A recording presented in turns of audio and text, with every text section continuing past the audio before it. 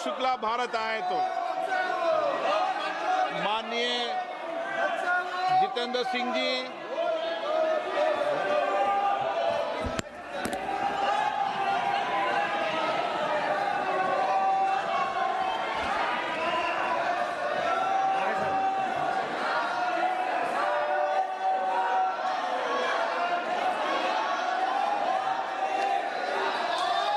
आदरणीय अध्यक्ष महोदय, मुझे ये देखकर और ये कहते हुए सदस्यगण, आप सब लोग पीड़ा महसूस हो रही है। जाकर बैठिए कि ऐसे आप सब लोग आसन पे जाकर बैठिए प्लीज। अध्यक्ष महोदय, मुझे ये देखकर और ये कहते हुए बहुत पीड़ा महसूस हो रही है कि कैसे वक्त में, जबकि मुल्क में जश्न का माहौल है, जब हर देशवासी गर्वान्वित महसूस कर रहा है, जब देश अंतरिक्ष की उपलब्धियों का उत्सव मना रहा है, तो विपक्ष हमारी अंतरिक्ष की उपलब्धियों के लिए अंतरिक्ष से जुड़े विशेषज्ञों को और वैज्ञानिकों को बधाई देने में भी असफल हैं और उसके लिए तैयार नहीं।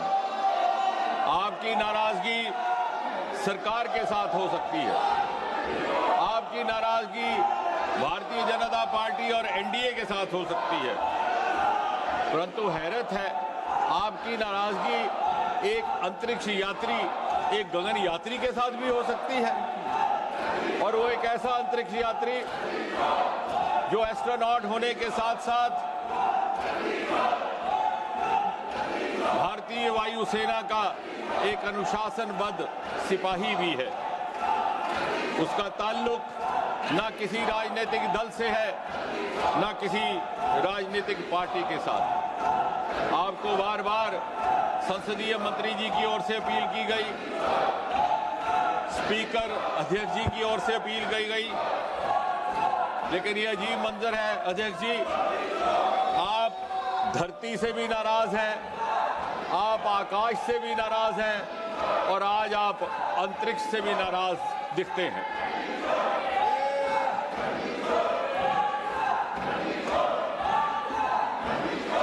और एक चिकित्सक होने के नाते, मेडिकल डॉक्टर होने के नाते मैं ये मनस्थिति समझ सकता हूं अध्यक्ष जी। ये नाराजगी उस समय वाक़या होती है जब आदमी हताश होकर जाता है, जब आदमी निराशा से बेहाल हो जाता है, तो वो दर हकीकत नाराजगी किसी और से नहीं होती, नाराजगी अपने आप से होती है। आज जो विपक्ष जिस तरह का प्रदर्शन कर रहा है, ये उनकी अपने प्रति नाराजगी का इजहार है, क्योंकि वो हर अपने मंसूबे में विफल हैं, उनकी कोई बात नहीं बन पा रही। फिर भी मैं अपनी बात रखने से पहले, ताकि कहीं ये संदेश ना जाए कि हमारी ओर से पर्याप्त प्रयास ना हो, पूरी विनम्रता से सर झुका करके ये अपील करूंगा सदन के तमाम साथियों से, विपक्ष वालों से भी, कि यदि आपको सरकार का या देश का लिहाज नहीं तो कम से कम इन अंतरिक्ष की उपलब्धियां प्राप्त करने वाले विशेषज्ञों के लिए आप इस चर्चा में भाग लें, वापस आएं। अहमद फराज का एक बड़ा मशहूर शेर है कि किस किस को सुनाएंगे जुदाई का सबब हम, किस किस को सुनाएंगे जुदाई का सबब हम, तू मुझसे खफा है तो जमाने के लिए आ, और किस किस को सुनाएंगे हम तुम्हारे शोरो गल का सबब, तू मुझसे नाराज है तो सुभाषों के लिए आ। बहरहाल दुनिया किसी के रोकने से नहीं रुकती, बहारें फिर भी आती हैं, बहारें फिर भी आएंगी। विकसित भारत की ये तेज रफ्तार यात्रा यूं ही चलती रहेगी, इसको कोई रोक नहीं सकता। और प्रधानमंत्री मोदी जी के दृढ़ निश्चय और दृढ़ संकल्प को कोई हिला नहीं सकता। Nobody can shaken the courage and courage of conviction of Prime Minister Modi. Having said that, अध्यक्ष जी, आज एक ऐसा वक्त है जब सारा देश जश्न के माहौल में है। हर माँ अपने बच्चे के लिए दुआ करती है कि वो बड़ा होकर के सुभांशु शुक्ला बने। और हर बच्चा ये ख्वाब देख रहा है कि मैं भी बड़ा होकर शुभांशु शुक्ला बनूं। आज दुनिया ने भारत की क्षमताओं के आगे सर झुकाया है। अभी कल ही शुभांशु का इस सफल यात्रा के बाद राजधानी दिल्ली में वापसी हुई है, आगमन हुआ है, और उससे कुछ ही समय पहले ऑपरेशन सिंदूर के द्वारा भारत की अंतरिक्ष में क्षमताओं का प्रदर्शन धरती से आकाश तक देख करके सारे विश्व ने हिंदुस्तान का लोहा माना है। ऑपरेशन सिंदूर के दौरान भी अंतरिक्ष विभाग और स्पेस टेक्नोलॉजी की जो भूमिका रही है, उस भूमिका को निभाने के हेतु जो टेक्नोलॉजी अपनाई गई वो भी गत 10 वर्षों में मोदी जी की सरकार के आने के बाद ऐसा हुआ।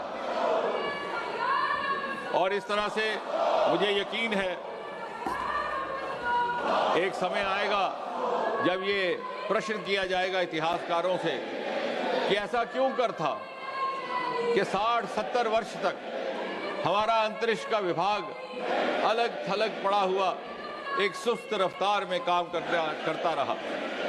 और जब उस प्रश्न का उत्तर ढूंढा जाएगा तो ये समझ में आएगा कि 26 मई 2014 में जिस दिन मोदी जी ने प्रधानमंत्री के रूप में पदभार संभाला था, एक नए अध्याय का आरंभ हुआ और अंतरिक्ष की इस यात्रा ने गति भी पकड़ी, बल भी पकड़ा, उसको ताकत भी मिली। और दूसरा प्रश्न ये भी पूछा जाएगा कि ऐसा पहले भी हो सकता था मगर क्यों कर ना हुआ। और उसका शायद ये उत्तर होगा कि हमारे देश में प्रतिभा की कमी ना थी, हमारे वैज्ञानिकों में, हमारे विशेषज्ञों में काबिलियत भी थी, योग्यता भी थी, सलाहियत भी थी, क्षमता भी थी, आंखों में सपने भी थे, दिल में अरमान भी थे, मेहनत करने का मादा भी था। लेकिन अगर कमी थी तो कमी थी उस अनुकूलता की जो नीति निर्धारकों की ओर से अपेक्षित होती है। यदि कोई अभाव था तो अभाव था उस सपोर्ट सिस्टम का जो राजनीतिक नेतृत्व पॉलिटिकल डिस्पेंसेशन से अपेक्षित होता है। और उस अभाव की पूर्ति, उस कमी की पूर्ति मोदी जी के आने के बाद सन 2014 में हुई। और इसके पीछे कड़ी मेहनत की गई, कई क्रांतिकारी निर्णय लिए गए, एक के बाद एक स्पेस रिफॉर्म्स लाई गई जो कभी किसी ने ना सोचा, ना कल्पना की, ना तस्वुर किया। ऐसे ऐसे कदम उठाए गए, अंतरिक्ष के विभाग को प्राइवेट सेक्टर के लिए खोल दिया गया और मीडिया ने उत्साहित होकर के लिखा, Modi has unlocked India space. और ये काम केवल ये सरकार कर सकती है। केवल एक ऐसे प्रधानमंत्री who has the courage of conviction to break the taboos of the past and to take path breaking decisions and to take out of box decisions. देखते ही देखते कुछ एक वर्षों में जहां हमारी स्पेस इकोनॉमी केवल नाम मात्र हुआ करती थी, आज $8 बिलियन तक जा पहुंची है। और इतनी तेज रफ्तार में उसकी प्रगति हो रही है कि आंकड़ा ये दर्शाता है कि आने वाले 8-10 वर्षों में इसमें लगभग 5-6 गुना वृद्धि होगी। हम $45 बिलियन तक पहुंच करके देश की अर्थव्यवस्था में एक प्रमुख भूमिका निभाने के लिए तैयार होंगे। देश को चौथी दर्जे से पहले दर्जे की इकोनॉमी बनाने में एक स्पेस की एक प्रमुख भूमिका रहेगी। जहां कुछ वर्ष पहले तक किसी को यह अंदाजा ना था कि स्पेस में भी स्टार्टअप हो सकते हैं, आज वहां 300 से अधिक स्टार्टअप है और उनमें से बहुत सारे विश्व स्तरीय, वर्ल्ड क्लास। आपको ये जानकर के दिलचस्पी होगी कि इसरो की विधिवत औपचारिक स्थापना सन 1969 में हुई थी और ये वो साल था जब अमेरिका ने चांद की धरती पर पहला मानव उतारा था और हमारा अभी जन्म हो रहा था। लेकिन आज चांद की धरती पर पानी अथवा जल के होने का प्रमाण हमारा चंद्रयान लेकर आया है। और विश्व को मानव जीवन की संभावनाओं को परखने के लिए प्रेरित किया है। आज चांद के सदर्न पोल पर पहुंचने वाला हमारा मिशन चंद्रयान 3 है। आज वो जमाना नहीं रहा कि दूसरे देश कोई सफल प्रयोग करते थे और हम उसका अनुसरण करते थे।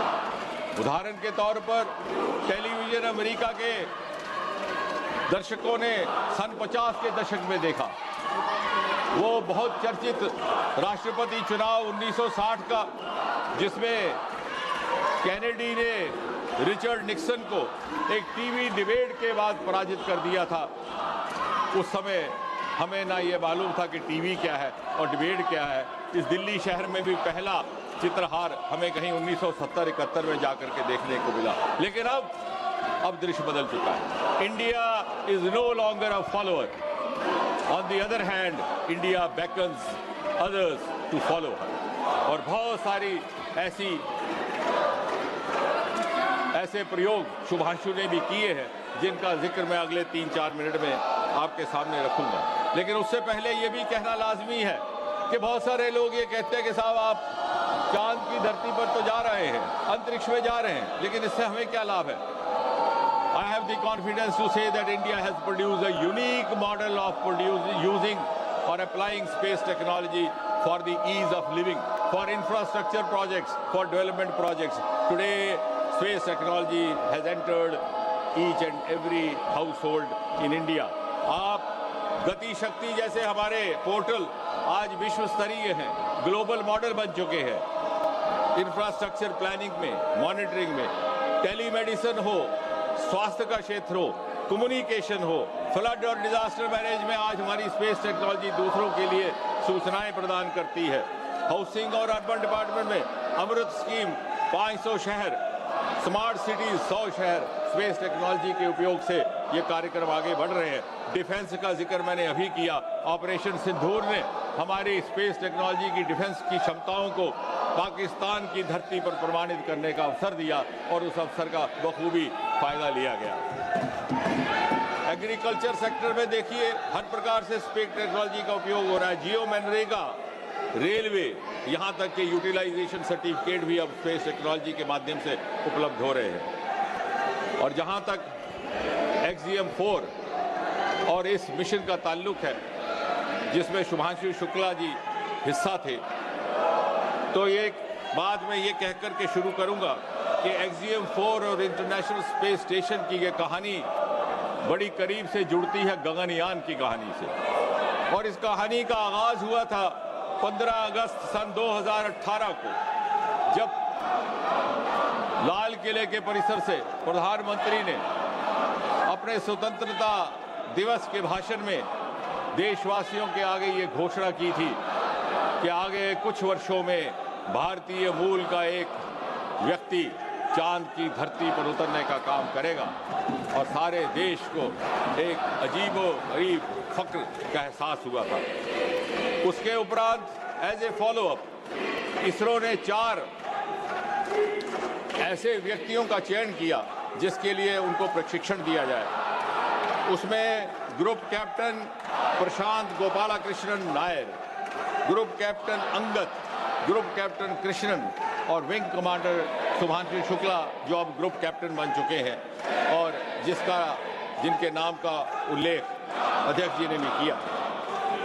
और इनका प्रशिक्षण प्रारंभ हुआ और फरवरी 2024 में prime minister awarded these 4 potential astronauts with wings at the Vikram Sarabhai space centre, जब प्रधानमंत्री जी का वहां विजिट हुआ।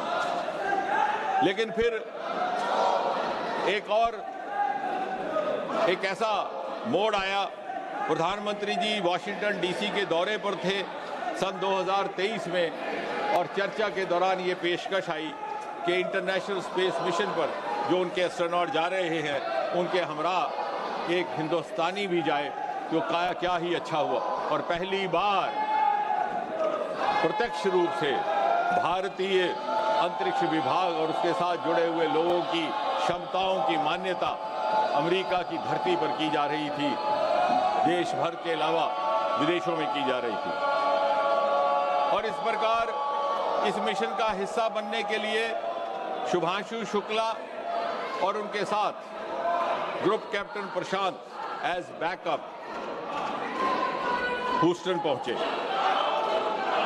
इसमें एक बात और भी जोड़नी अहम है कि इसमें भारत की ओर से लागत, इस समय मैं अंतरिक्ष में खड़ा हूं, ये पोस्टर मेरे तक पहुंचेगा नहीं,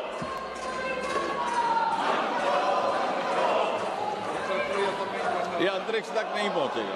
बहरहाल हमारी तरफ से खर्चा केवल और केवल 548 करोड़ हुआ है, अर्थात 65 million US which is a very small amount compared to other missions across the world. In other words, India has also now specialized the technique of using cost-effective missions.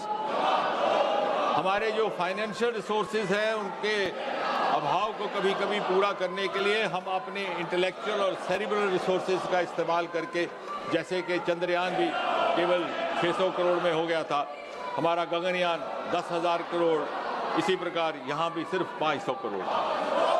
400 kilometre की दूरी थी जिसे अमेरिका में मीलों में गिना जाता है, because they have the metric system of miles, so otherwise 250 miles धरती से आकाश तक उसे जाना था, अंतरिक्ष तक 28 घंटे का सफर था, 27,800 किलोमीटर की स्पीड थी और 14 दिन का ये सारा मिशन रहा। इसके उपरांत उनकी ट्रेनिंग का क्रम शुरू हुआ। 11 महीने की ट्रेनिंग हुई इन दोनों एस्ट्रोनॉट्स की और 25 जून 2025 को कैनेडी स्पेस सेंटर फ्लोरिडा से इनका टेक ऑफ होता है और लगभग 3 सप्ताह होते होते 15 जुलाई को सैन डियागो में ऑफ कैलिफोर्निया अटलांटिक ओशन में इनकी वापसी होती है। वापसी के बाद शुभांशु को 1 सप्ताह मेडिकल एवेल्युएशन के लिए रखा जाता है, लगभग 1 सप्ताह उनकी डीब्रीफिंग होती है इसरो के साथ, फिर उसके बाद लगभग 2 सप्ताह अलग अलग नासा के साथ, एक्सियम के साथ, स्पेसएक्स के साथ, या कि ये प्राइवेट पब्लिक पार्टिसिपेशन का भी उदाहरण है, उनके साथ होता है। और आखिरकार 13-14 तारीख को वो वापसी की तैयारी करते हैं और दिल्ली उनका आना 17 अगस्त को होता है। इसमें ये बात बड़ी महत्वपूर्ण जोड़नी है कि जो हमारे 4 वैज्ञानिक थे, 4 एस्ट्रोनॉट थे, जिनकी हेड एक 65 वर्षीय महिला थी पेगी विल्सन, उसके अतिरिक्त एक पोलैंड के थे स्लॉज और एक हंगरी के थे टिबर कापू, लेकिन सबसे महत्वपूर्ण भूमिका और सबसे महत्वपूर्ण काम शुभांशु शुक्ला पर दिया गया था। ये हमारी क्षमताओं का विश्वसनीयता थी। शुभांशु शुक्ला पायलट भी थे। शुभांशु शुक्ला ने वो काम किया जो दर हकीकत एक बायोटेक्नोलॉजिस्ट का करना था। मैं परसों जब उनसे मिला तो मैंने कहा, शुभांशु, हमने तो आपको इतना ट्रेन कर दिया कि अब आप बायोटेक्नोलॉजिस्ट भी बन सकते हैं, क्योंकि वो ऐसे एक्सपेरिमेंट्स थे जो लाइफ साइंसेज के साथ ताल्लुक रखते थे, एग्रीकल्चर के साथ ताल्लुक रखते थे, प्लांट बायोटेक्नोलॉजी के साथ ताल्लुक रखते थे। लेकिन वहाँ पर किसी डॉक्टर का जाना शायद इतना आसान ना था, क्योंकि उसके लिए यू रिक्वायर एक्लिमेटाइजेशन ट्रेनिंग, और इसलिए Shubhanshu prove to be a very good learner. कुछ ही समय में उन्होंने वो सारे प्रयोगों का प्रोसीजर समझ लिए, ग्रहण कर लिए और बड़ा बेखूबी से उन्हें निभाया। इन जो भी प्रयोग हुए हैं ये मुख्य तौर पर 6 श्रेणियों में बांटे जा सकते हैं। 2 प्रयोग हैं जो लाइफ साइंसेज को लेकर के, यानी वहां पर मसल्स का डिस्फंक्शन हो जाता है, वेस्टिंग हो जाती है, जैसे biogenesis studies, how to preserve the muscle function, how to strategize recovery. दूसरा कि लगातार उन्हें टेलीविजन का स्क्रीन देखना पड़ता है, कंप्यूटर का स्क्रीन देखना पड़ता है, तो what are the cognitive effects of exposure continuously to these electronic gadgets. ये ऐसे प्रयोग हैं जिनका फायदा हमें धरती पर भी होगा। तीसरा, इसी तरह से स्पेस के अंदर किस तरह से एडिबल एल्गी जलाए जाए। चौथा, किसी तरह से चावल, मूंग, इसके बीज बोए जा सके जीरो ग्रेविटी पर। साइनोबैक्टीरिया जो एक्सट्रीम कंडीशन में काम करते हैं, उनकी ग्रोथ कैसी हो। कुल मिलाकर इन 6 श्रेणियों के प्रयोगों का सबसे बड़ा महत्व, जो मुझे बड़ा गर्व है और हर्ष है ये साझा करते हुए, मैं कहूँगा कि 3 बहुत अहम इससे संदेश गए हैं। पहला, कि ये सारे के सारे इंडिजिनस थे।